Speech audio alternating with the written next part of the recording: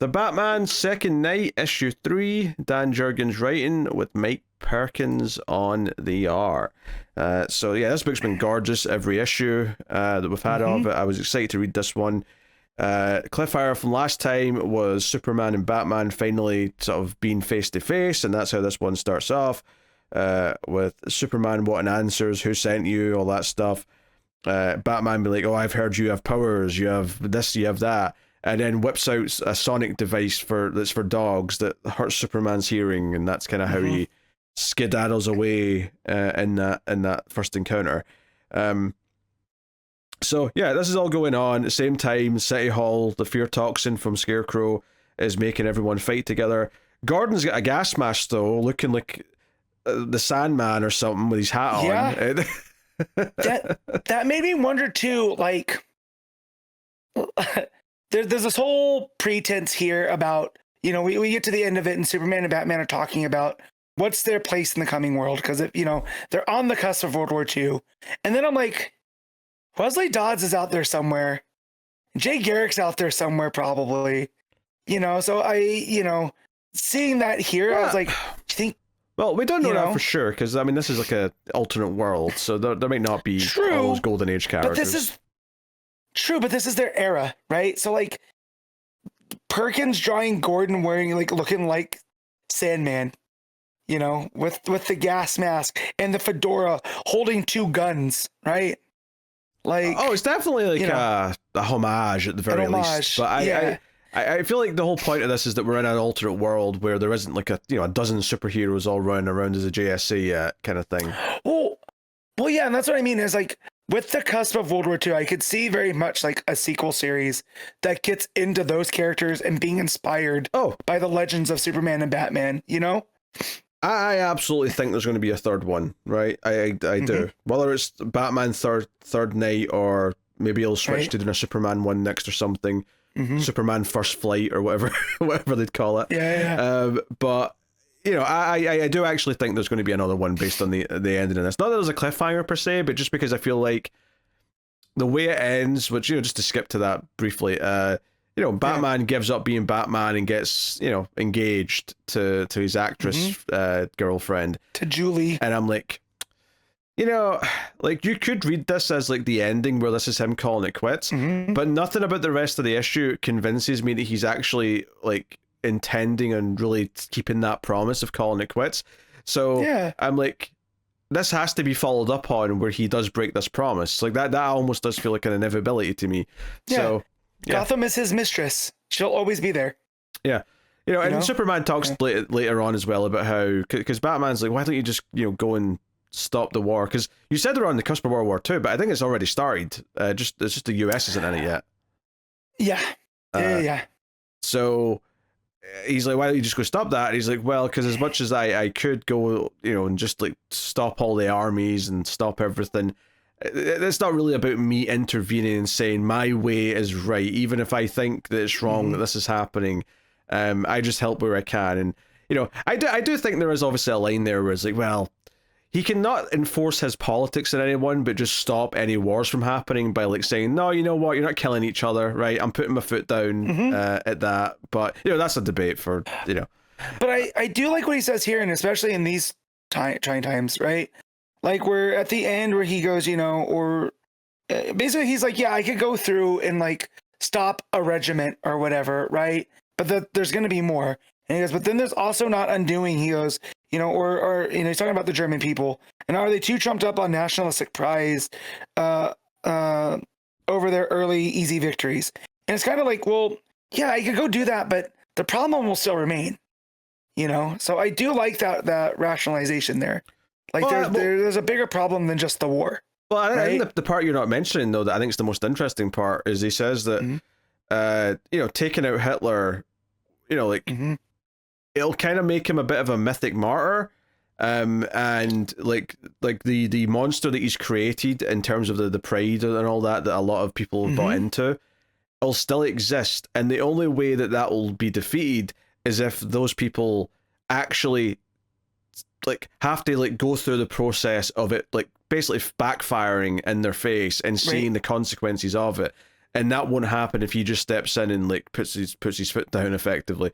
Which I'm like, okay, there's something to that. I think that's an interesting way of looking at it. You know, one might argue that too many bad things will happen, especially since, like, you know, we're talking about the World War II when, like, the Holocaust was happening. I feel like right. Forget about the politics of Superman. I feel like there's a line where Superman's going to stop that from happening. But, you know, obviously, I get what you're saying here in the grand scheme of things. So anyway, yeah, book's gorgeous as it's been every single time. You know, all this like toxin stuff looks great. You know, Scarecrow and the Executioner skedaddle once they realize that the you know, Gordon his cronies have got masks to protect themselves from it, and they're determined. The city's determined to still turning on the Christmas tree lights, and they're going to do it no matter what. And Gordon's like, you know, tasked with making sure everything's safe, and there's a lot of security, and which basically means there's armed policemen around the entire perimeter, actually kind of making everyone kind of more scared, because it's like, what are we in, some kind of weird like police state now? Like, what's happening here? So yeah, there is a really interesting scene early on with Gordon bumping into the rabbi and them talking about their time, and like, where Gordon's basically, I really hope we don't get dragged into this war, because I remember what it was like being in World War One. And then the rabbi's like, yeah, but like, some really bad stuff's happening, and like, you know, the Hitler and that are going to keep spreading if good people don't stop them. So it's like, so you can sort of see like why Gordon feels the way he does, but at the same time it's like, yeah, but people kind of need help and like stuff's going on. So right, and from Gordon's perspective, he was in the trenches. He saw firsthand what that was like, and that's why he doesn't want, you know, the U.S. to get involved. But as the rabbi points out, he goes, yeah, but people are already dying. We have, you know. Just because you not getting involved in it doesn't make it go away. Yeah, and even if, like, yeah, obviously, and it never actually ended up happening in the strictest sense, but like, even if the Nazis never stepped foot in US soil, the fact that Scarecrow is already trying to like sell his fear gas, collaborate to them, means that there's people in the US who already like the ideas of these people, or at the very least want to make money from them. So it's the disease of it's already spread here, even if even if like the actual war's not spread here yet. So it's like, okay, I like these points that are being made. But once we get into the meat of it, so Julie's like, oh god, Bruce, you're so bruised up and beat to shit. Like, what happened last night? It's like, no one was meant to be there, but this Superman dick was around, and like there was all this stuff going on. Like, yeah, but Clark and Lois show up at the door. And they're like, oh, it's a friendly visit because the two ladies were in the car together back at the end of the first issue. They've bonded. But Clark does kind of get a little bit journalisty here, where he starts like asking questions and prodding, and things get a little heated. Bruce kicks them out. But it does set up, though, that when they encounter each other later as Batman and Superman, it does that thing where they're both like, I know you're Clark Kent, I know you're Bruce Wayne. All right, well, dick's on the table then. Let's get talking about what's happening. I love that the way that like Bruce pieces it together is that he shoves them and tells them hit the bricks and don't come back, and then he notices like he barely budged. Yeah, and I love that's what it was. It's something that simple, you know, because they're dancing around each other this whole time, you know. Yeah, that cracked me up. Yeah, and I wasn't sure if Clark had any sort of X-ray vision yet, but there is one moment where, at the very least, it focuses on his eyes as if he is seeing something that normal people wouldn't see. Maybe it's just like he sees better detail or whatever, but it did feel like they were emphasizing it. So, because he can't fly in this yet, because he doesn't have all the powers that we think of him as having. So yeah, there's a couple of scenes. Batman goes to the you know, the pimp, the brothel owner. He goes to the rabbi. He goes to Gordon. You know, throughout the issue, and you know, again, very solid scenes. I really liked when he shows up to Gordon and he's just at the window and he's got the cape covering his face and the snow is kind of coming in. It's just, the art is gorgeous throughout all that stuff. But yeah, ultimately when Batman and Superman meet in the snow and they have their conversation, their debate about the war, Batman's like, hey, Scarecrow and the Executioner are absolutely going to attack this party where they're turning on the lights. It's too much of a target. Let's split up. You go and save the people at the thing, right? You can deal with that better. I'm going to go track down Scarecrow. And he does. And all that stuff's super spooky. Batman creeping in the house with the mask on his face. Scarecrow being ready, all the colors, the splashes of yellow against the black, very gorgeous stuff. Meanwhile, Superman's in the snow and finds the Executioner. But there's a bit of a twist here where it turns out the Executioner thinks he's releasing the toxin, but he's actually just blown himself up. Scarecrow set him up to die. So dastardly on Scarecrow's part, for sure. Yeah, because he's like, I hear bullets bounce off of you, but I bet the gas will get you. He goes, gas, and he goes, no, don't. And then a gorgeous like Perkins, the explosion where they're at and all the people running and whatnot. Because it's like it's on like the third or fourth floor of a building, so it's just the corner of a building explodes. Yep. And then we cut, and then we cut to the next page, and Batman's like breathed in the fear toxin, so he's fighting this like demonic looking like thing that he's seeing instead of Scarecrow. The devil. Yeah. So and then Batman though figures out there's a cure because Scarecrow's unaffected by it, so he's like, well, there must be a cure because you're fine. So he basically just, and I'll admit, he is a little bit rash where he's like, oh, this beaker of liquid here, this is probably the cure, I'll chug this. Lucky for him, he's right, but I was like, okay, that wasn't very scientific what you just did. That could have been very bad. Yeah. It turns out that was acid. That was boiling acid you just chugged down Batman. Oh man. Superman realizes that the toxin must be somewhere else. It's in the Christmas tree, so he swoops in, or he grabs all the toxin and puts it in the Christmas tree, and then throws the Christmas tree up into the sky so it gets far away. Whilst the Batman stuff's playing out. But yeah, the art here is just gorgeous. That's one of the big selling points here. We see Scarecrow's face though when the mask is knocked off, and it turns out that Scarecrow was testing all of his previous toxins on himself, and it's left him very, his face is burned and there's like boils and just nasty stuff. So. Yeah, it's what we usually see with like Dr. Poison in the Wonder Woman books, right? From dealing with all this type of stuff and why they wear that suit. I did like that twist with Scarecrow. That's why he wears the mask. It's not just for the theatrics of it. He's actually like in a Doctor Doom kind of way covering up his face from the mess that he made it. Yeah. And it was worth mentioning as well, before Batman left for this night, Julie's like, I can't keep doing this. Like, you have to, like, every time you go out, I'm terrified you're never going to come back in one piece. And he's like, look, I'm almost solved this case. Just give me till tomorrow. And she's like, okay, but that's it, no more. And Superman even says at the end of the night when Batman's been shot and he's like in a bad shape, he's like, oh, you've had a rough time. He's like, this must not leave much time for a personal life. So it kind of leaves off in this idea of like, oh, he's maybe going to, because Superman like brings him to his mansion and he's like, hey, like we work together out in the world, in our costumes and whatnot, but my private life is like off limits. Like, we do not cross those boundaries. But there's a gorgeous panel here at the end in the snow where Batman's backing away into the darkness of this arch at the manor, and it's just like you can just see a little bit of his face still, just surrounded by black as he says a couple of lines. And this is where they're talking about the war. Actually, this is where he's talking about going over and interfering. So no, very, very good. And then Superman talks about people doing the right thing. And hope that people will come to their senses. But Batman's more pessimistic, and he goes off. He does go and talk to the brothel owner before he goes home, though, because he goes and threatens him. And he's like, look, I accept that you exist because if you weren't here, you'd just be replaced by someone worse, and at least you don't treat them too badly, and you feed me intel. But, there is a line that you can cross. Yeah, there's a line.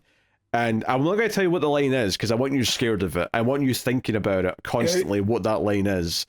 So I like that. But yeah, when he comes back and wakes up Julie, he like said she's happy to say goodbye to him, but she has to go to like California for the movie premiere or whatever it is.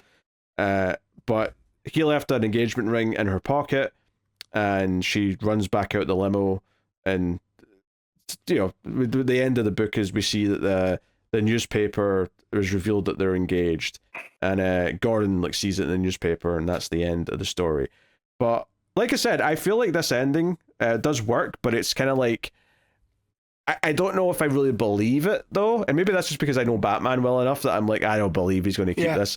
So I do wonder if like we do switch to a Superman book or even another character or whatever, and then return to Batman and have him like break his promise because like I don't know, maybe there's some big crisis, not a literal DC crisis, but just something big. No. Or you know, or what if Superman like is in trouble? What if some powerful villain takes Superman down and he realizes he's the only one who has a chance of like going and saving the other hero, kind of thing, or something? I don't know. Yeah, I think in the way that that Jurgens took the real world to it, I think he could do a Superman book with Lex Luthor as this tycoon, you know, and it's the working class origins of Superman, you know, because here he doesn't fly, he doesn't have the heat vision, right? But he leaps tall buildings in a single bound, more powerful than a locomotive, and you just play with that and the whole, you know,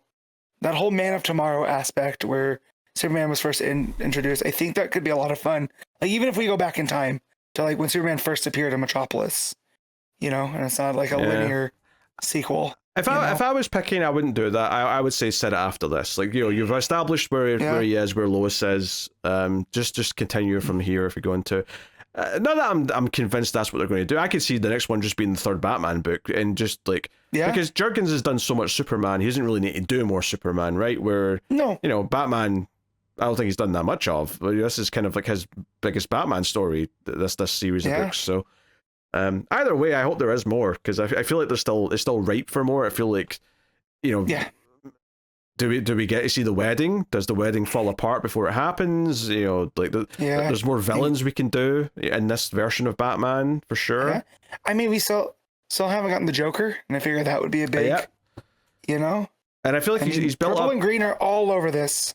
Oh yeah, and he's built you know, supporting characters here. Obviously, some of the normal ones you expect, but between Julie and like the brothel owner and the rabbi, there's these characters where it feels like, yeah, like there could be more to these characters' story if we keep going with this. So, I didn't know if I was expecting more after the first one, but now that he's done a second one, I'm like, I could see at least there'd been a third to make it a trilogy for sure.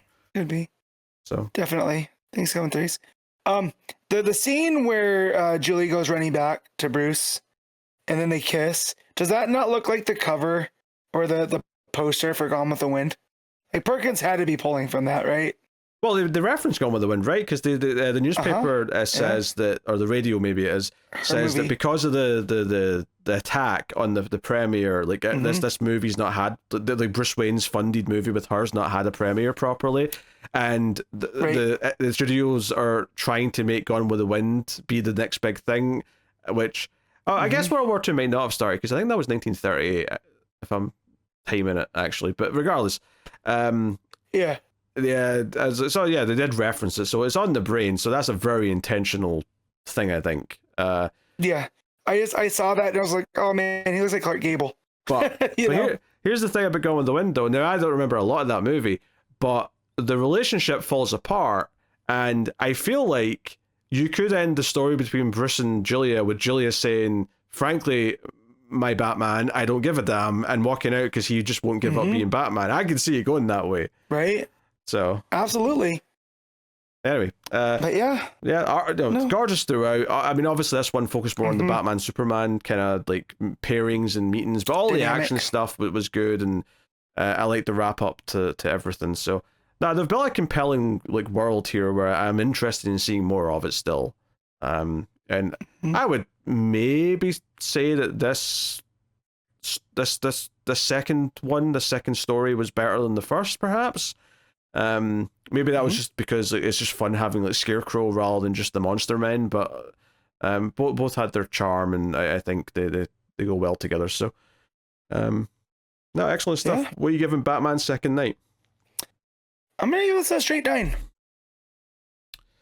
Yeah, I think it's a 9. I think you know, the Scarecrow stuff was good, maybe a bit more simplistic than the previous issues, but what that lacked, perhaps, compared to previous issues, it made up for with the Superman conversations and why he's not interfering in the war, and or at least in what's happening with you know, Hitler's shenanigans in Europe. So, no, very, very good stuff.